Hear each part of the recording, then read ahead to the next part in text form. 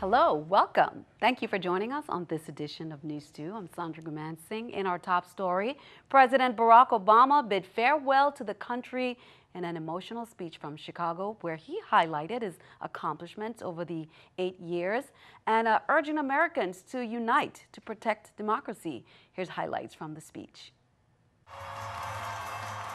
President Obama took to the stage to say farewell. It's good to be home. The applause so deafening it was hard to begin, but he soon tore into the forces within America that he says threaten the very democracy that too many take for granted. Only if all of us, regardless of party affiliation or particular interests, help restore the sense of common purpose that we so badly need right now. He called out economic inequality, discrimination, and in some surprising words, stressed that everyone needs to show empathy. Other minority groups, that means tying our own very real struggles for justice to the challenges that a lot of people in this country face. Not only the refugee or the immigrant or the rural poor or the transgender American, but also the middle-aged white guy who from the outside may seem like he's got advantages, but has seen his world upended by economic and cultural and technological change. Calling out naked partisanship, corrosive politics, fake news. And increasingly, we become so secure in our bubbles that we start accepting only information, whether it's true or not, that fits our opinions, instead of basing our opinions on the evidence that is out there. President Obama thanking those around him, most emotionally, his family. Michelle LaVaughn Robinson, girl of the South Side.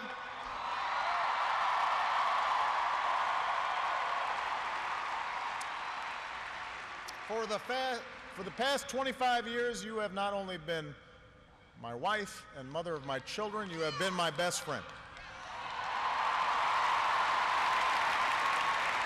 And thanking Americans who worked hard for change and asking them for one more thing, to believe in the power within themselves.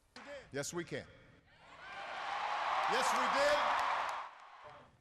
Meanwhile, President Barack Obama praised Vice President Joe Biden. He said, "Your friendship has been one of the great joys of my life."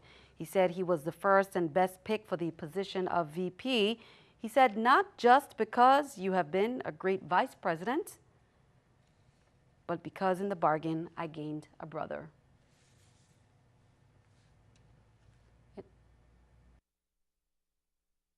To Joe Biden.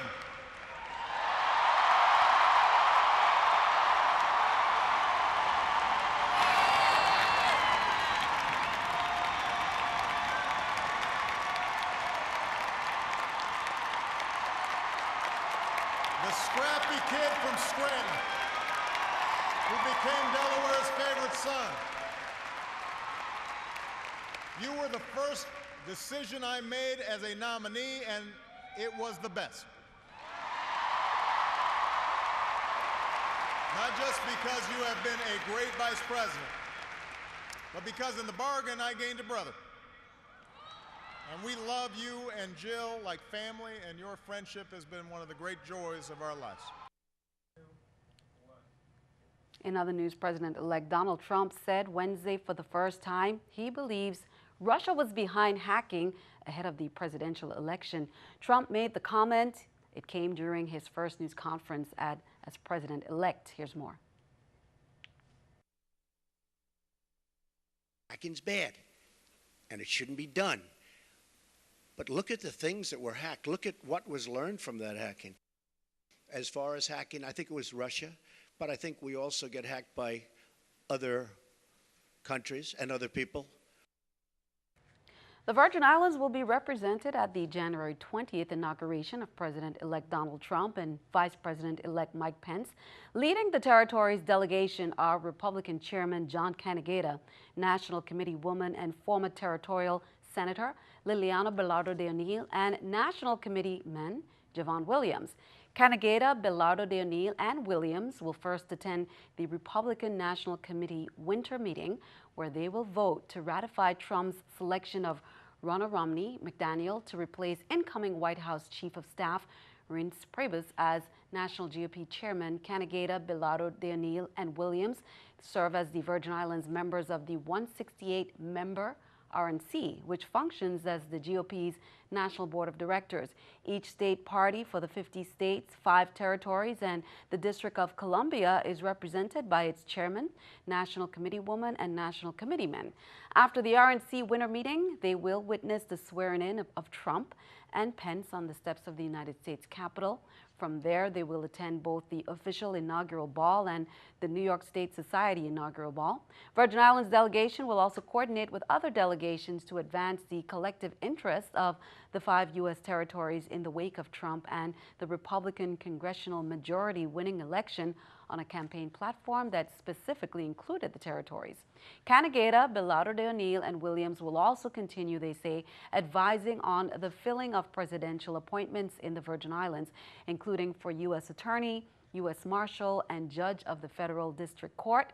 Also in the delegation are Territorial Republican Vice Chairman April Newland and State Committee member Gordon Ackley, a St. Thomas businessman and GOP's 2016 nominee for delegate to Congress. Well, here's an update. In a press release from the Supervisor of Election, Carolyn Fox stated she would like to correct the record and states she should have read Kevin Rodriguez's name at the swearing-in ceremony on Monday, January 9th, 2017.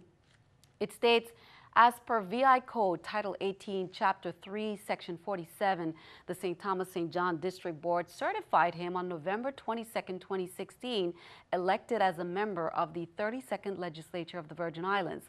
Supervisor Fox would also like to state for the record, Executive Director Stradiron did not instruct her to read Senator-elect Rodriguez's name. Her decision was based on the Supreme Court order and him not being present on the platform. Supervisor Fox apologizes for this inconvenience.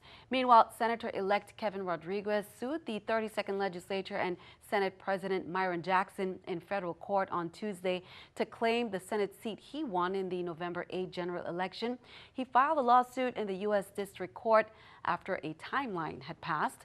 In Rodriguez's letter, he told Jackson that the 32nd Legislature, not the VI courts, had jurisdiction over the matter. He stated again in the letter, I look forward to your prompt response. If I do not hear from you by January 10th, 2017, I shall have no other option, regrettably, than to take your silence as a denial of my right to take my seat in the 32nd Legislature of the VI. The legislature and Jackson have 21 days to respond before a default judgment is issued. Count on 2 to keep you updated. While a meeting held at Government House in St. Thomas to discuss the impact of Bill number 31-0497 on local businesses proved to be productive. Present for that meeting were Governor Kenneth Mapp, members of his administration, members of the 32nd Legislature, and members of the St. Thomas business community. Governor Mapp said, although we recognize there are challenges, progress has been made within the group with clear goals set for our next meeting. Everyone present understands that the government of the Virgin Islands seeks growth in the economy, but has identified that we cannot ignore the critical need for revenue sources to deal with the fiscal health of the government of the Virgin Islands that has subsided over the last 10 years.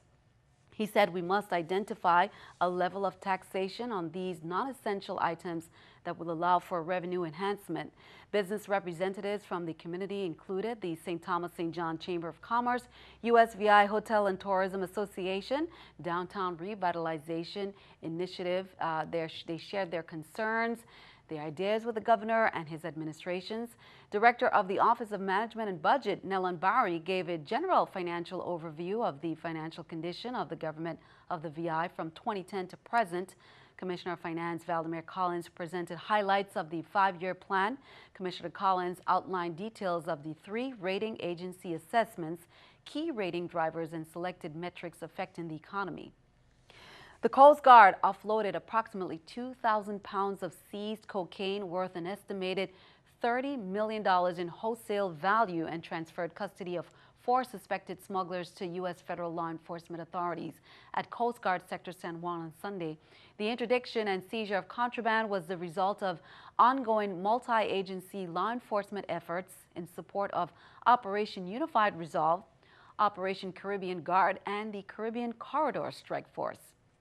During the afternoon of January 2nd, the crew of a Customs and Border Protection Maritime Patrol aircraft on a routine patrol located a suspicious go-fast vessel just off the Dominican Republic. They detained the 4 suspected smugglers and seized numerous bales which tested positive for cocaine. The seized contraband and detainees were placed in the custody of DEA. Here is this week's Crime Stoppers report. Remember, you may earn a reward for your tips. Police say on July 3rd, 2013, 17-year-old Rosalie Figueroa left her apartment in the Lagoon Housing Complex in Frederiksted, St. Croix. You may remember. Police found her body the next day in a swimming pool on the north side of the island. The medical examiner reported that Figueroa died as a result of asphyxiation the same day she left her home. Please submit a tip if you saw her, what direction she may have been walking, if she got into a vehicle, if she used any other mode of transportation, or if you saw her anywhere between noon on July 3rd, 2013 and noon July 4th, 2013. Please help police solve this cold case and help bring closure to the family, and that's the crime hotline there, as well as Crime Stoppers at 1-800-222-TIPS. On Monday, January 9, 2017, at roughly 4:12 a.m., the Criminal Investigation Bureau was notified of an apparent suicide aboard the Norwegian cruise liner The Escape. There's more from VIPD. Officials from the Norwegian Escape informed the Virgin Islands Police Department Investigations Bureau that a male had apparently leaped from the 17th deck of the ship and landed on the 7th deck. Investigations reveal that 22-year-old David Sarieski of Castle Rock, Colorado, who was traveling with his family, had sometime shortly after midnight traveled to the 17th deck of the ship and jumped, landing several decks below. David Sarieski succumbed to his injuries sustained in the fall. Preliminary investigations has ruled this incident a suicide. In other news, Royal Caribbean's Azamara Quest cruise ship will make an unscheduled but welcome call to the island of St. Croix on Thursday, January 12th. That announcement came from the Virgin Islands Port Authority's Acting Executive Director, David Mapp. The ship will arrive at the Ann Abramson Marine Facility in Frederiksted at 8 a.m. with 677 passengers on board. The ship's visitors and crew will have an opportunity to explore and enjoy the unique attractions on St. Croix until the ship departs at 5 p.m. Again, that's Thursday, January 12th at the Ann Abramson Marine Facility in Frederiksted at 8 a.m.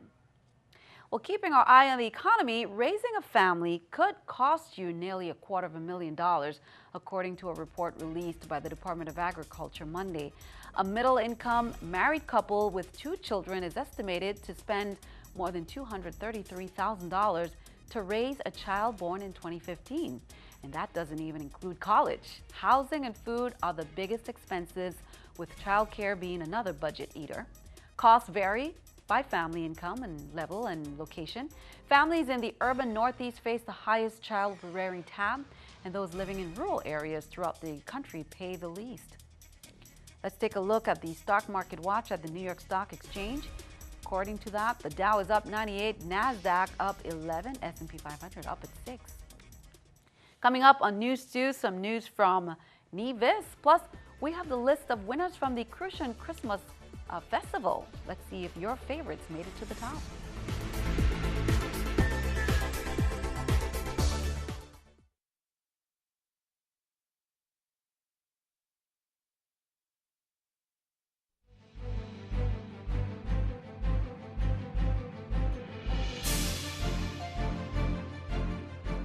Welcome back. Time for our Caribbean news from NEWS. JLPS is a popular school in NEWS. It just reopened to students. The facilities have been renovated, and many say the makeover was much needed. Here's more. As the students returned to school this morning, a ceremony was held at the Joycelyn Libert Primary School, JLPS, to mark the reopening of the school's bathroom facilities. The sub-project saw the renovation of the JLPS bathroom and associated infrastructure. So the work undertaken was therefore aimed at remedying the problematic and unsanitary conditions experienced at the school by both teachers and students on both levels. The works included the following: refurbished restroom for kindergarten and staff on the lower level, remove of all bad toilets and the lavatory furniture, installation of new tankless floor-mounted pressure-assisted toilets. Chaired by BNTF Project Coordinator Alsted Pemberton, the ceremony also received remarks from Principal Education Officer Paul Wilkin and Permanent Secretary in the Ministry of Social Development, Keith Glasgow. As the executing ministry for the BNTF program, the Ministry of Social Development is pleased that yet another sub-project is completed, and as such, it is delighted to officially hand over and commission the JLPS bathroom renovation and expansion facilities. Following the rededication and blessing, as well as a tour of the renovated facility, Junior Minister of Social Development, the Honorable Hazel Brandy Williams, presented the keys to the school's principal. Turn our attention back here at home. Lieutenant Governor Osbert Potter, who is also chairman of the Virgin Islands Banking Board, and the Banking Board members, they met today in the second floor of the conference room at Government House Christiansted to consider a request for the board's approval of the proposed sale of Bank of St. Croix to the United Fidelity Bank, which is headquartered in Evansville, Indiana. Lieutenant Governor Potter was officially notified May 25, 2016, on behalf of the board that Bank of St. Croix entered into a purchase and assumption agreement with United Fidelity Bank for UFB to acquire substantially all of the assets and assume certain deposits and other liabilities of BSC. The board will ensure that this transaction is also conducted in compliance with Title IX Virgin Islands Code, Chapter 3, Section 41, with respect to change in control of BSC. In particular, they want to make sure it does not jeopardize the interests of the depositors, creditors, or stockholders of the bank. He says, we have been assured that there will be no employee layoffs. The bank will continue to use the name Bank of St. Croix, and many products and services currently offered by UFB will now be offered by BSC. Project Promise, in collaboration with the Virgin Islands Department of Sports, Parks and Recreation and a visiting group from Denmark, yesterday renovated the playground at the DC Canagata Ballpark and Recreation Center. Volunteers from Project Promise, volunteers from Hutchguldent, workers from VI DSPR, and students from Project Promise's Caterpillar Project, they installed 4 new swings and painted the swing sets, the slides, and the merry-go-round at the Canagata Playground. The effort was a part of Project Promise Community Service Project in partnership with the Danish Folk School, who has been sending students annually to the VI for more than 5 years to assist the local community. Project Promise President and founder Risa O'Reilly said it's part of the organization's goal to give back to the community. Well, the Centennial, speaking of which, the calendar is out and accessible at www.vitransfercentennial.org. It states that the first event is a Centennial Kickoff Concert that's set for January 27th on St. John, with concerts also planned for St. Croix and St. Thomas, February 17th and February 24th. There is a Government House reception on that calendar in Charlotte-Amalie on March 27th. The St. John reception is March 28th, and the Christiansted reception is March 29th. The Virgin Islands Transfer Centennial Commission, they say, is still working on the calendar of events, so some events may be scheduled to change. Count on 2 to keep you updated.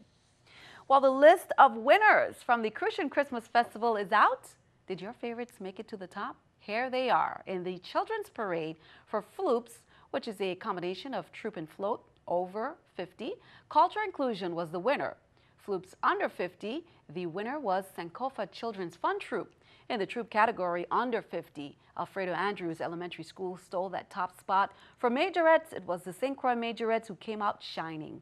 Mukajumbi's Ricardo Richards. Steel Pan winners, the Lumuckle Elementary School. Marching Band was the St. Croix Educational Complex for the Adults Parade. Looking at FLOUPE 100 to 200. Members, Gentlemen of Jones, they earned that top spot. FLOUPE under 100, VIPR Friendship. For Troupe 200 and up, it was Simply Sophisticated Fun Troupe. For Troupe with members from 100 to 200, Regal Dynasty was the stars. Troupe under 100, it was Africa of the Wild. For FLOUPE, the winner was Nikki Brooks. Individual, Granny Solandro. Majorettes was Guardian of Culture, Masqueraders. West End Chant Masqueraders. Steel Pan winners was the Rising Stars Youth Steel Orchestra.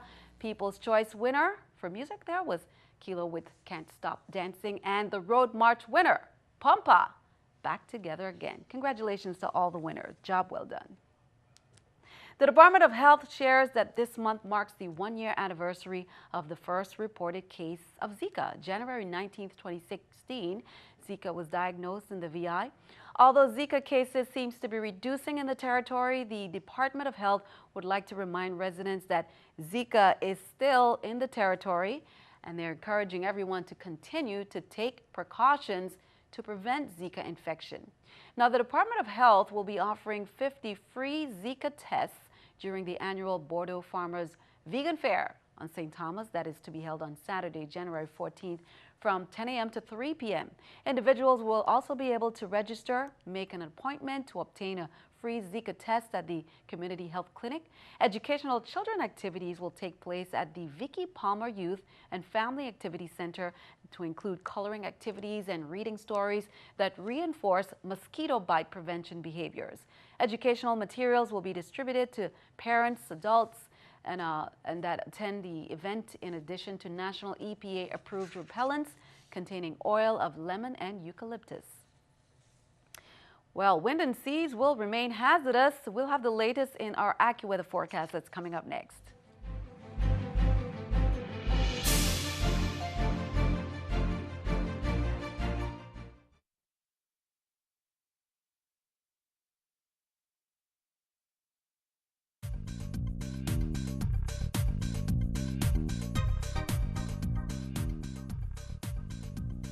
Well, as we take a look at our current satellite conditions, we do see a cold front coming off of the east coast of the U.S., but what we're really talking about can't really see so much right here over the Virgin Islands. We take a closer look, we'll continue to see some of those spotty showers. Now, our winds coming out of the north, we continue to see the remnants of a cold front push off towards the south, and that means that we're going to continue to see some spotty showers throughout this evening. One or two possible from St. John into St. Croix. St. Croix, more likely seeing just a few showers. Into St. John's for tomorrow, continuing to see those showers and spots, but we are going to be returning towards a normal trade wind flow pattern out of the east. So 82 degrees.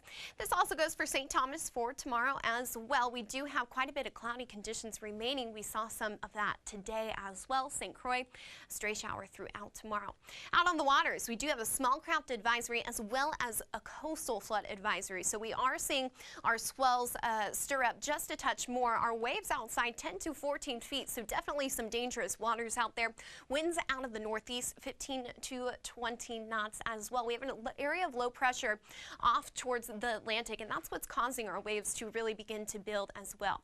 We do continue to see winds out of the northeast on the Caribbean side of things, 15 to 20 knots, and our waves just slightly less, 8 to 11, but we are going to continue to see that coastal flood advisory as well. Here's a look at your extended forecast. Looks like Saturday and Sunday we'll see some windier conditions and also the more higher chance of seeing some of those showers as well. So we'll see more than just a few than the normal trade wind pattern, but as Monday comes around, we'll be headed back to mostly sunny weather. Back to you.